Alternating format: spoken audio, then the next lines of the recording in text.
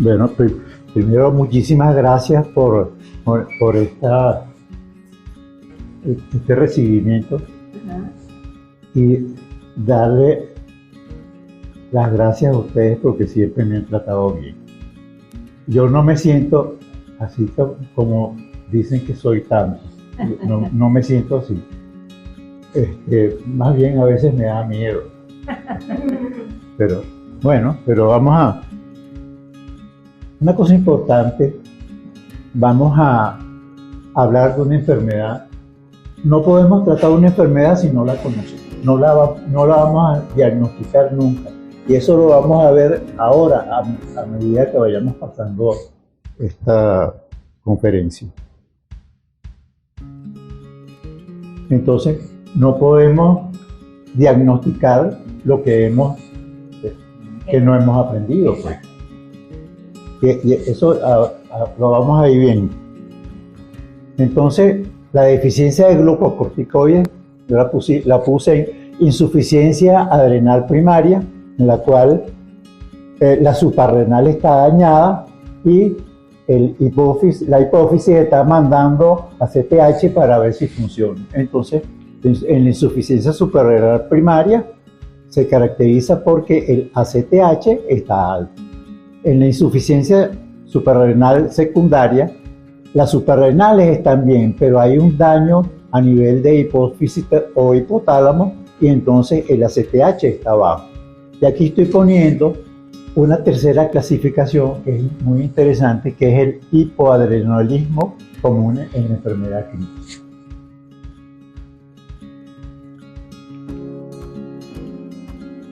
La incidencia de insuficiencia suprarrenal desde enero del 2006 al 2011 en consultas de emergencia se vieron que había insuficiencia primaria en 1014 casos, o sea, en un 0,8%. Insuficiencia adrenal secundaria muchísimo más, 8.818, o sea, entre un 125 a 280 por millón. Y la hiperplasia adrenal congénita, 551. En total se recolectaron 10.383 pacientes. Fíjense que la insuficiencia suprarrenal no es una enfermedad común, pero es una enfermedad que hay que conocerla, porque si uno no la diagnostica se nos muere el paciente. Nuestra casística en curso de posgrado en 2 años, 12 casos. Desde 1978, 23 casos, algunos más por ahí. Esos 23 son los que yo he fotografiado, ¿no? Y los de la insuficiencia secundaria, ahí yo no llevo la cuenta, pero tienen que ser muchos porque hemos visto tantos tumores de Gauss. Entonces, ¿cuáles son las causas de insuficiencia suprarrenal primaria o enfermedad de Addison? La autoinmune, que en los países desarrollados es la más frecuente.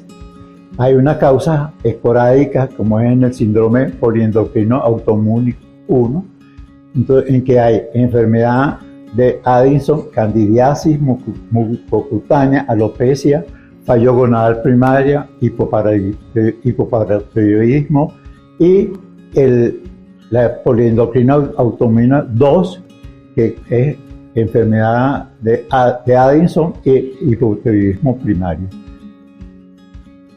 En Venezuela, la causa más frecuente de insuficiencia primaria son los procesos infecciosos, especialmente TBC, infecciones por hongos, citomegavirus y el HIV.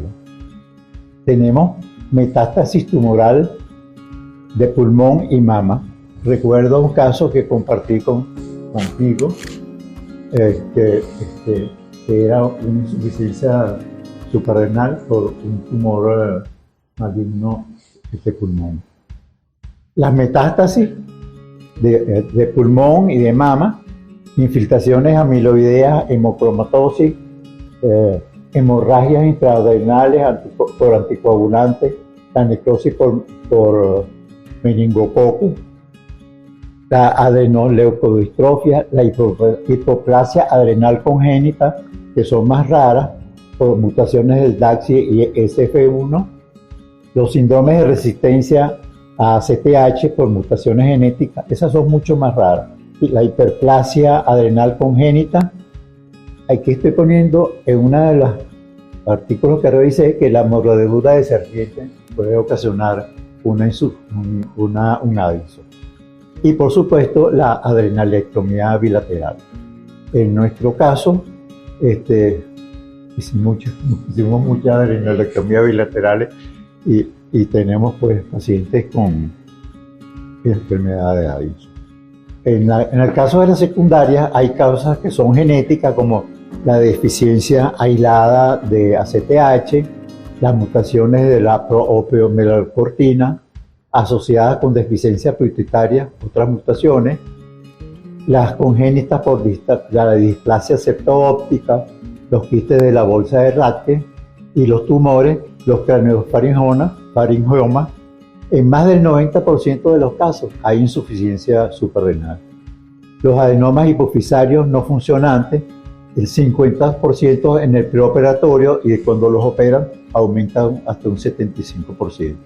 Los adenomas hipofisarios funcionantes, las metástasis de hipófisis de cáncer mama, pulmón y próstata. Y otros tumores mucho más raros, germinomas, gliomas, astrocitomas, meningiomas. La causa más frecuente de insuficiencia adrenal secundaria es por el uso de glucocorticoides. El uso de glucocorticoides a la larga produce un freno en la secreción de ACTH. Eso es por uso prolongado de esteroides en forma tópica, inyectada, oral. La cirugía hipofisaria, por supuesto, la irradiación de la hipófisis, las drogas inmunomoduladoras, las infiltrativas como la neurosarcoidosis, histiocitosis, hemocromatosis, las inflamaciones como la hipofisitis y la meningitis, y las formas idiopáticas, el síndrome de silla turca vacía, la apoplejía hipofisaria. Aquí ellos ponen que 20% sí es tratada quirúrgicamente. Los traumatismos craneales, tenemos pacientes de ese tipo, por hemorragia subaracnoidea y enfermedad de Sheehan. ¿Cuáles son las características de la insuficiencia adrenal primaria? En primer lugar es el agotamiento. Adelante. Sí, adelante. Entonces, uno de los síntomas más característicos es la fatiga, la astenia, que podría confundirse con una depresión, pero la astenia de una insuficiencia adrenal primaria es más intensa a medida que va pasando el día. La persona se levanta no muy bien, pero a medida que va pasando el día se va sintiendo peor. En cambio, el paciente deprimido, se levanta muy mal por la mañana y después, a medida que va pasando el día, se siente un poco mejor. También hay que hacer el diagnóstico diferencial con la fatiga crónica. Pero por supuesto, cuando medimos el cortisol en la fatiga crónica va a estar normal. Entonces, la anorexia, los síntomas gastrointestinales como náuseas, vómitos, constipación, dolor abdominal, diarrea, deseos de comer salado, mareos postulares, dolores musculares, diagnóstico diferencial con la depresión y la fatiga crónica. Pero si está deprimido, nunca mejora. Hay que preguntar, mire, ¿cómo están las cosas en la casa? Sí. Ahí comienza la cosa. Preguntar, porque, la astenia puede ser, que es algo de depresión. Exacto. ¿Cuáles son las características clínicas de la insuficiencia adrenal primaria? Los signos es la pérdida de peso, que es muy constante, la hiperpigmentación, piel, mucosas y cicatrices, la hipotensión arterial, el vitiligo, la calcificación auricular. Hubo una época que le daba mucha importancia a eso de la calcificación auricular, es el 5%. Una cosa interesante, que antes cuando no teníamos tomografía, ni lo que había era puros rayos X, entonces uno hacía una placa de tórax de abdomen y en la insuficiencia adrenal se veían las suprarrenales calcificadas. Imagínate. Ese- Doctor, entonces, Eso era lo que tenía. claro. Pero de todas maneras se hacían los diagnósticos. A todo paciente con vitiligo usted le pediría un cortisol, ya que estamos hablando de un 10 a 20%. Bueno, Debería. no cuesta nada. No cuesta nada. Sí. No, te lo estoy pensando ahorita. Es que lo que pasa con la insuficiencia adrenal es que si uno no piensa, no la diagnostica. Claro. Los hallazgos de laboratorio, pues los disturbios electrolíticos, hay hiponatremia, hay hipercalemia, hipercalcemia, azoemia, anemia, eosinofilia. En la insuficiencia adrenal secundaria, el hipocortisolismo es generalmente acompañado de otras deficiencias de gonadotropina, de hormona tirotropa, de hormona de crecimiento, de prolactina. Es más raro cuando hay el déficit aislado de ACTH. Y una característica pues, muy llamativa con respecto a la primaria es que el paciente no está pigmentado, por el contrario, tiene una palidez como el papel. Entonces, la producción de minerales corticoides está intacta y no hay hipercalemia. La hipotensión arterial es menos severa. Puede haber hiponatremia debido a la falta de feedback negativo sobre la secreción de vasopresina. Parece que la primera manifestación de respuesta para salvar la situación es que la vasopresina se aumenta, para que no salga líquido. Pero entonces, cuando está muy frenado, diluye la concentración de electrolitos. Claro. Entonces, hiponatremia no explicada puede ser signo de hipercortisolismo. Sodio, potasio y flúor bajo por dilución. Entonces, cuando el hipocortisolismo es de inicio, hay que pensar en una hipofisitis o una enfermedad de Sjögren o una apoplejía hipofisaria. La astenia de decaimiento es menos severo que en la insuficiencia adrenal. Aquí tenemos, bueno, en la insuficiencia primaria hay hipotensión, pérdida de peso, mialgia artral. Aquí entonces la hipotensión es menos severa, hay deficiencia de otras hormonas hipofisarias, dolor abdominal, náuseas, vómitos. Aquí esto es menos común. Hay alteraciones de la memoria, confusión, depresión, psicosis, puede haber cefalea, alteración de los campos visuales. En mujeres hay caída del vello axilar y pubiano. Aquí no hay esa caída así de vello importante. Hiperpigmentación de piel y mucosa. Aquí al contrario lo que hay es palidez cutánea. La hiponatremia, hipercalemia, hipoglicemia. Aquí no hay hipercalemia, más bien lo que hay es hipocalemia. El hipoadrenalismo es enfermedad crítica. Puede haber una complicación en la enfermedad crítica que se ha llamado insuficiencia adrenal funcional, ya que el hipoadrenalismo es transitorio y no es ocasionado por daño o lesión a estructuras. Incluso va a haber cifras muy bajas de cortisol y después cuando el individuo se recupera, aparentemente ya tiene su eje hipotálamo hipófisis suprarrenal normal. En pacientes con albúmina menor de 2,5, el cortisol libre puede ser normal, pero como hay dificultad para medir el cortisol libre, entonces si el cortisol total está bajo, hay que meterle hidrocortisona. Entonces, en estos casos, medir cortisol libre debe ser entonces tratado con hidrocortisona 50 miligramos cada 6 horas o una infusión continua de 10 miligramos por hora en pacientes en shock técnico y metilprednisolona 1 miligramo por kilo de peso en pacientes con síndrome de distrés respiratorio. Luego de estabilizado se va bajando la dosis de los esteroides. Aquí tenemos una situación que es bien interesante. Tenemos un amigo que estaba recibiendo en forma crónica prednisona porque tenía una leucemia. Entonces lo hospitalizan por una neumonía, se sentía muy decaído, un cortisol plasmático en 24. Yo le hablo con la doctora que lo estaba viendo, hola, buenos días, con la doctora que lo estaba viendo, y ella dice que no, ese cortisol está normal. Resulta que un cortisol que es normal, que aparentemente en una persona que no está en un crisis adrenal, entonces el 24 puede ser insuficiente. Enfermedad de Addison. Bueno, fíjense, este es el aspecto de un paciente él era de tono oscuro, pero se puso más oscuro, pues. Fíjense las rayas de la mano, cómo están hiperpigmentados, el dorso de la mano.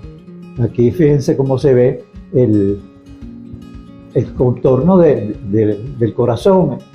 Está como reducido porque está en hipotenso permanentemente. Entonces, este paciente, 52 años, primera consulta en noviembre de 1993, enfermedad actual, se inicia en mayo de 1993 al presentar gran debilidad, anorexia, pérdida de 14 kilos, sensación de desvanecimiento que se agrava al ponerse de pie, tensión arterial baja, consultas facultativas sin lograr mejoría.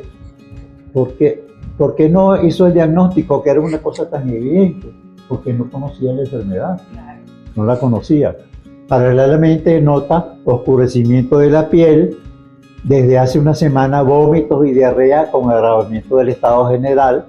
En el examen físico, una talla de 1,70, peso 77, la tensión arterial acostado 90-70, de pie 90-70, el pulso 102. Ahí estaba el corazón tratando de mantener cierta presión arterial. Pero ya con esos elementos primarios, uno tiene que pensar en insuficiencia.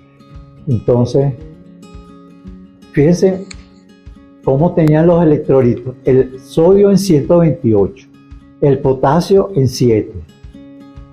Ese fue el 11. El día siguiente se le repitió 127, 3,5, y el cloro estaba en 100. Y después, bueno, con tratamiento, fíjense cómo fue mejorando. Aquí pongo síndrome de desmielinación osmótica. Cuando el paciente tiene una hiponatremia severa de larga data, no es conveniente administrar soluciones salinas hipertónicas, o si se administra con muchísimo cuidado. Sí. Total de abdomen, suprarrenal derecha de tamaño normal, la izquierda aumentada de tamaño, tenía 3,5 de largo por 0,80 transversal. En la radio de tórax varios nódulos en base y menos en vértice. Había que descartar TBC o micosis. Entonces se pierde la consulta. Regresó como 20 años después. A veces uno no se explica cómo sucede, pero bueno. Se queja de disnea aún en reposo, tensión arterial 105-60, pulso 68, auscultación cardíaca y pulmonar normal, testículos de 10 mililitros dolorosos a la palpación, o sea que el individuo hizo una insuficiencia testicular primaria, el sodio en 143.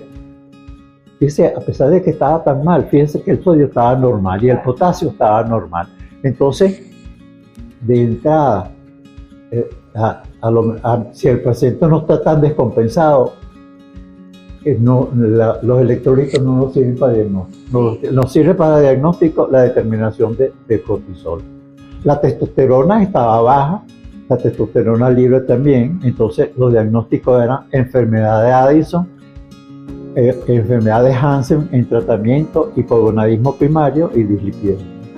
En el perfil del laboratorio general tenía la glicemia normal, bueno, más bien a tendencia baja. Estos pacientes pueden tener hipoglicemia. los pacientes en el hipotiroidismo secundario tienen más hipoglicemia. Enfermedad de tórax, acentuados cambios enfisematosos no asociados a signos de procesos infecciosos agudos, nódulos calcificados bilaterales, linfáticos, aspecto inespecífico en la región precraneal y ventana autopulmonar. El tratamiento, por supuesto, fue prednisona, 5 miligramos a las 8 am, 2,5 en la tarde y fluorocortisona. El problema de esto es que el paciente pueda seguir el tratamiento. Esta paciente, enfermedad de Addison, amenorrea secundaria, alopecia. Fíjense, está la muchacha normal, cómo se le cayó el pelo, cómo se puso de oscura, síndrome poliendocrino autoinmune 1. Entonces, cortisol plasmático 2,1, después que se hizo la prueba con cortisol, con estimulación con ACTH, nada. O sea, y las gonadotropinas están altas porque tienen una insuficiencia ovárica, pues, por supuesto. Fecha de exámenes fue 1 de marzo de 1994 y su última regla había sido 3 años antes. Esta chica, enfermedad de Addison, 24 años, primera consulta el 12 de febrero de 1985, fue referida de dermatología por hiperpigmentación de dorso y palma de la mano. Se le diagnosticó enfermedad de Addison, corroborada por cortisol plasmático basal 4 microgramos, Fosinaten, que usaba Fosinaten de por. Ya veo. Que Y a las 24 horas era que le iba a... Ajá. Con respecto al cortisol, el ACTH, la prueba rápida, si el paciente tiene mucho tiempo con la insuficiencia, no responde. Entonces, yo vengo de esto porque antes de esto, el ACTH era bovino. Y la prueba de ACTH bovino era administrarla por 8 horas. Bueno, y podría haber alergia y esas cosas. Entonces, recibía prednisona. Estamos mandando prednisona porque la hidrocortisona es más difícil de conseguir. Entonces, recibía prednisona 7,5 miligramos, hidrocortisona 0,1 miligramos, menarquia a los 15 años, 3 embarazos, el primero mortinato, el segundo a término y el tercero gemelar por aborto. Por supuesto, el organismo se defiende y dice que no aguanta un embarazo. No aguanta. Fíjense las características, como los nudillos están hiperpigmentados y las rayas de la mano. Y fíjense, esta es la adrenal izquierda, como está aumentada de tamaño, y esta es la adrenal derecha. No está, es raro que no está atrofiada, lo que está es aumentada de tamaño. Yo esto antes no lo entendí. Entonces, presentó en varias ocasiones crisis de insuficiencia suprarrenal aguda. Muchas veces venía aquí, a la carrera había que ponerle esteroides y bueno, y salí. Recuerdo que hasta un día yo trabajé en la maternidad Santana y se presentó allá en la maternidad y hubo que tratarla. Bueno, allá había hidrocortisona de todo. Entonces, en 1966 es operada de vesícula bajo protección con glucocorticoides, se pierde de la consulta y regresa en el 2005. No recibe terapia de sustitución desde 1999 y que la suspendió porque se sentía bien, sin decaimiento y sin astenia en los procesos gripales. Recibió terapia anti-TBC. Entonces, aquí tenemos, en el año 2005, el cortisol basal estaba en 10,2, Fosinaten después apenas subió, y aquí se ve cómo se va recuperando la suprarrenal. O sea que la presión adrenal que usted vio era por tuberculosis. El hijo tenía tuberculosis. Entonces, aquí, evaluación de enero del 2010 a los 49 años, buen estado general, talla 1,64, peso 81, tensión arterial a 120/70, de pie 120/80, la cicatriz de colecistectomía no pigmentada. Eso, si hubiese tenido una insuficiencia, se pigmenta. TAC de abdomen, se visualizan ambas glándulas suprarrenales de tamaño normal. Y siempre se pone por ahí en internet. Aquí fíjense cómo se despigmentó la mucosa y las rayas de la mano. Y aquí está en agosto del 2021, pero se pone del 2023 también, sale en Facebook. Este individuo, interesantísimo esto, porque referido al servicio de endocrinología por oscurecimiento de la piel y sospecha de enfermedad de Addison. Fíjense la cara de felicidad que tiene. Cortisol plasmático 1,7. No astenia y se siente bien. Increíble, ¿verdad? Cosa tan rara, ¿verdad? Pero entonces, ahí tiene su mucosa pigmentada, ¿no? Y entonces, enfermedad de Addison con ACTH bajo. Esto es una cosa rarísima. ¿No? Cortisol plasmático 1,6, ACTH 1,2, sodio por el suelo, potasio alto, cloro, o sea, tiene todos los elementos de aquí y de aquí de una enfermedad de Addison. Entonces, comentario, no puede coexistir un cortisol y ACTH bajo en una persona hiperpigmentada y de piel y mucosa. Entonces, preguntándole al tipo que era lo que tomaba, resulta que tomaba una cosa que se llama Reumatrix, medicamento evaluado por el Ministerio de Sanidad como no registrado, componente diclofenac sódico y prednisona. Ay, por favor. ¿Ah? ¿Verdad que? ¿Ah? Por cierto, que hay algunos pacientes con insuficiencia renal primaria que no se pigmentan, son bien raros. Sí. Total, que será su cara de felicidad. ¿Ah? Estaba tranquilo, todo por el suelo. ¿Ah? Bueno, y su testosterona estaba normal. Insuficiencia suprarrenal secundaria. Esta era una doctora que era pediatra. Recibió glucocorticoides desde los 11 años por psoriasis, síndrome de Cushing iatrogénico. Suspendió los glucocorticoides por varios años, sin síntomas llamativos de insuficiencia adrenal. Yo estaba bien confundido con esta paciente. Y entonces le hacíamos las determinaciones de cortisol y unos días salían bien y otros días salían mal. Le decía, mira, vamos a hacer lo siguiente. Cuando tengas gripe, te vas a hacer el cortisol a ver qué pasa. Bueno, como que le salió bajo. Entonces, Pero tenía reserva porque es post-cortisol. Entonces, bueno, porque como era secundario, ¿no? Entonces el cortisol basal estaban en 1,65. Cuando estimulamos, subió bien. Pero de todas maneras, yo siempre tenía como la duda. Y le hice una prueba de insulina. Tenía 58,600 y le puse 4 unidades de insulina. Y le probó glucocorticoides. Fíjense, ya este lado solo, sin medir esto, dice que hay no hay una respuesta, pues. Claro. Pero usted viene arriesgado, ¿no? Haciendo Bueno, estimulación con insulina. Bueno, yo estoy pero sentado al lado La de tenía bien puesta. ¿Ah? Ajá. Admirable. Y sí, hice muchísimo. Ajá. Después pensaba que era mejor no hacer falta.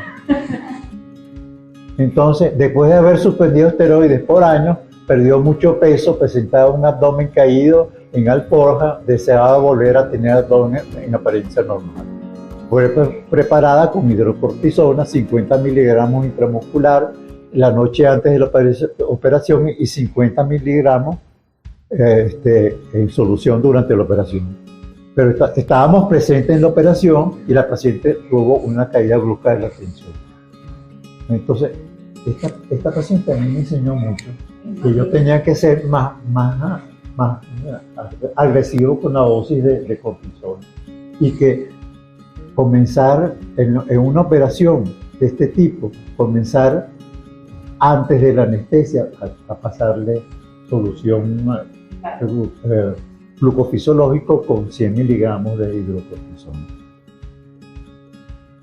Bueno, los que enseñan son los pacientes, ¿sabes? Este es un paciente bien interesante porque me la refirió la doctora Alejandra Aponte por sospecha de insuficiencia suprarrenal. Alejandra, está viviendo en Estados Unidos, ¿no? Entonces, la enfermedad actual, en julio del 2017, comienza a presentar, al estar de pie, mareo, relajación de esfínteres e hipotensión arterial.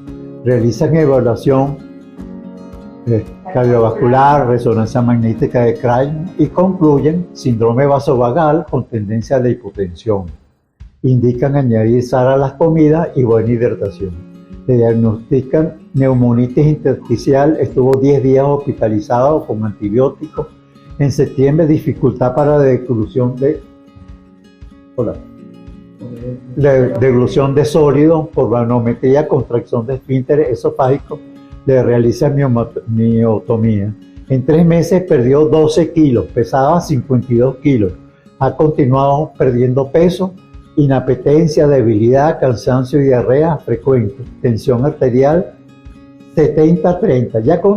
Ya con esta historia clínica, tiene una historia clínica clara de una insuficiencia suprarrenal. No cefalea, degeneración macular desde hace varios años, disminución de la agudeza visual, ojo derecho, hipoacusia, astenia a lo largo del día.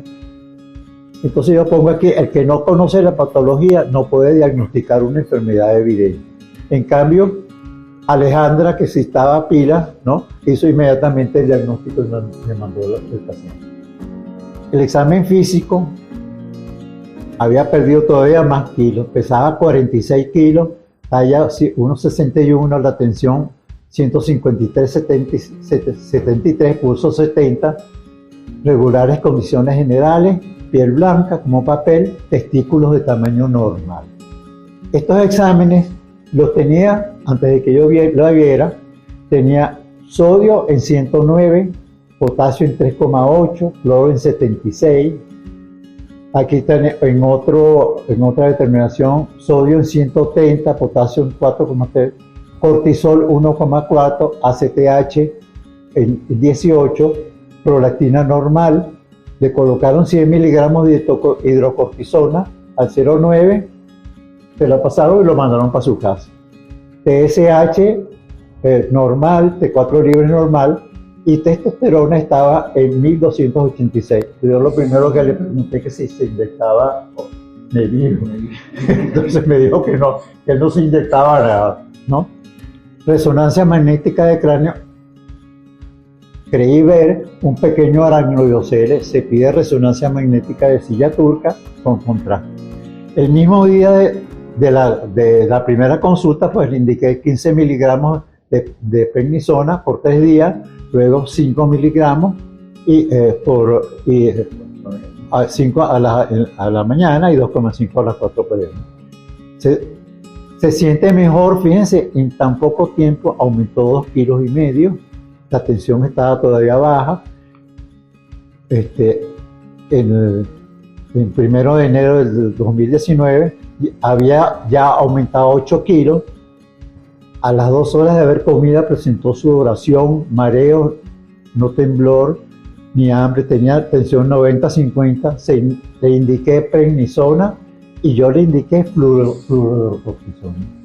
Se dice que en la insuficiencia adrenal secundaria no se debe usar fluorocortisona, pero el individuo estaba tan mal que yo se lo puse.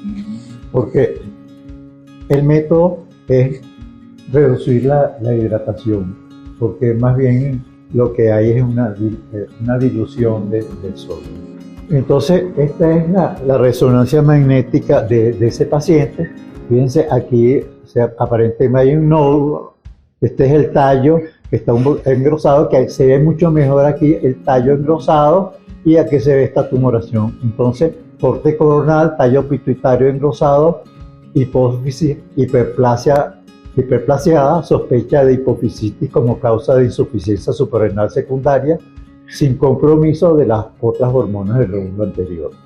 Aquí está la suprarrenal derecha, no se ve atrófica, se ven normales, pero lo que estaban era falta de estimulación por ACTH. Aquí este individuo presenta en el 2019 una tumoración a este nivel. Tos seca, goteo nasal, diagnóstico, fibrosis pulmonar, bronquiectasia, lobe paratraqueal derecha. Se pensó un CA broncogénico. Ellos no hicieron más nada. Se les repitió el examen en el año 2000 y fíjense cómo aumentó de tamaño, ¿no?, el tumor. Aquí está el tumor. El tumor aquí hizo una metástasis aquí en el cuello. Días más tarde aparece en región cervical posterior, tumoración de unos 3 centímetros dura. Se toma muestra para biopsia. Referido como ganglio linfático, biopsia, carcinoma poco diferenciado de células grandes. Y aquí está la descripción macroscópica. Fíjense, bueno, tenía el K1,67 en 25%. El diagnóstico fue un carcinoma neuroendocrino, poco diferenciado. El tratamiento de la insuficiencia suprarrenal secundaria: glucocorticoide, hidrocortisona, 12 entre 15 y 25 miligramos, o acetato de hidrocortisona entre 20 y 35 miligramos diarios, fraccionado en 2 o 3 dosis, siendo la mayor al levantarse y las siguientes a las 2 horas del almuerzo o de la cena. Una alternativa es, pues, por supuesto, usar prednisona de 3 a 5 miligramos día, fraccionado en 1 o 2 dosis, monitorear dosis clínicamente con el peso, cambios posturales de tensión, niveles de energía, buscando siempre la menor dosis, mineralocorticoides, fluorocortisona entre 50 y 100 miligramos y sin restricción de sal. Esa es para la insuficiencia primaria, ¿no? Monitorear clínicamente con deseos de comer sal, cambios posturales, tensión arterial, pacientes con hipertensión arterial recibiendo fluorocortisona, reducir la dosis y usar antihipertensivos según respuesta. Insuficiencia adrenal secundaria, únicamente glucocorticoides. En ocasiones hay que usar mineralocorticoides. Esta es una manera de ver el grado de control de la insuficiencia adrenal.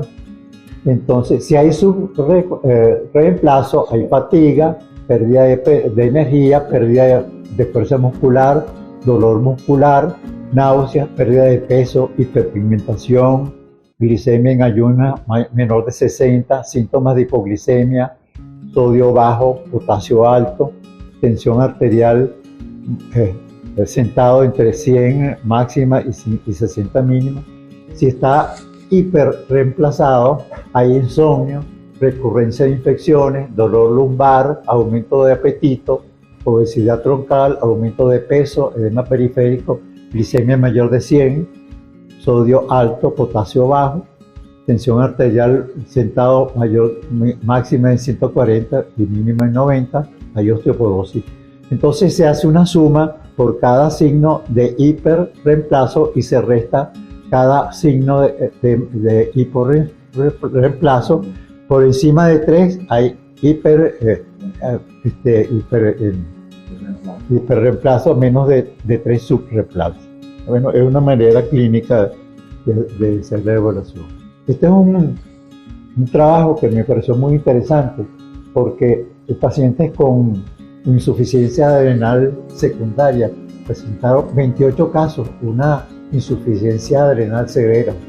Entonces, los criterios de diagnóstico de insuficiencia adrenal secundaria: cortisol sérico por debajo de 362, confirmado en la segunda determinación, ACTH no elevado, al igual que niveles de renina, insuficiente respuesta de cortisol a la hipoglicemia provocada con insulina, prueba de Synacten, aumento importante de cortisol sérico, potasio sérico valores normales, valores bajos de gonadotropina, T4, y prolactina. Vamos a hablar ahora de crisis adrenal. Es un grave compromiso del estado general ocasionado por situación de estrés en pacientes diagnosticados o no de insuficiencia suprarrenal y que de no ser tratados llevan a un desenlace fatal. ¿Cuáles son las características clínicas de la insuficiencia? La crisis: severa deshidratación, hipotensión o shock, náuseas y vómitos con historia de pérdida de peso y anorexia, dolor abdominal como de abdomen agudo. Es interesante eso del dolor abdominal, porque si uno ve, y como los pacientes a veces pueden tener fiebre, y si no son diagnosticados previamente, puede confundirse con un abdomen agudo. Y hay que tener un poco de cuidado, porque si nosotros iniciamos el tratamiento con hidrocortisona, ese dolor abdominal a las 3 o 4 horas desaparece. Y es dolor abdominal, y cuando uno palpa el abdomen es blando, no hay defensa, no hay ninguna. Pero puede confundirse con un abdomen agudo. Entonces, hipoglicemia y fiebre no explicada, usted dije, hiponatremia, hipercalemia, azotemia. Otras deficiencias endocrinas, bueno, si va acompañado con fallo de otras hormonas hipofisales. En pacientes con terapia crónica insuficiente presentan crisis adrenal entre 5 a 10 por año, con una mortalidad entre 0,5 por año. O sea que, a pesar de que están en tratamiento, a veces pues entran en crisis agudas. Entonces, el tratamiento de la crisis adrenal: tomar una vena con una vena gruesa, una aguja 18 por lo menos, ¿no? Para poder pasar rápido los líquidos. Tomar muestra inmediata de cortisol, ACTH, electrolitos, glucosa. No esperar el resultado e iniciar el tratamiento. Hidrocortisona 100 miligramos de inmediato, seguido de 200 miligramos diarios en infusión continua o en bolos de 50 miligramos cada 6 horas. Sustitución de fluidos, 1 litro al 0,9 en los primeros 60 minutos, seguido por diluciones de 0,9 o glucofisiológico de acuerdo con la necesidad del paciente. Monitoreo hemodinámico de medidas y electrolitos, dependiendo de la severidad de la crisis de enfermedades intercurrentes. Admisión en terapia intensiva, dosis baja de heparina, antibioterapia. Aquí le vuelvo a poner esto de los 28 pacientes con insuficiencia adrenal severa.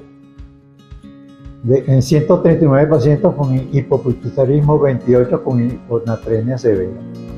Entonces, síndrome de secreción inapropiada de hormona antidiurética, 51 por carcinoma broncogénico, 22 por tumores, 6 por enfermedades pulmonares agudas, 10 por lesión craneal, meningitis o hemorragia aracnoidea, 12 náuseas gástricas severas, 40 por causa multifactorial. Gracias. Muchas gracias.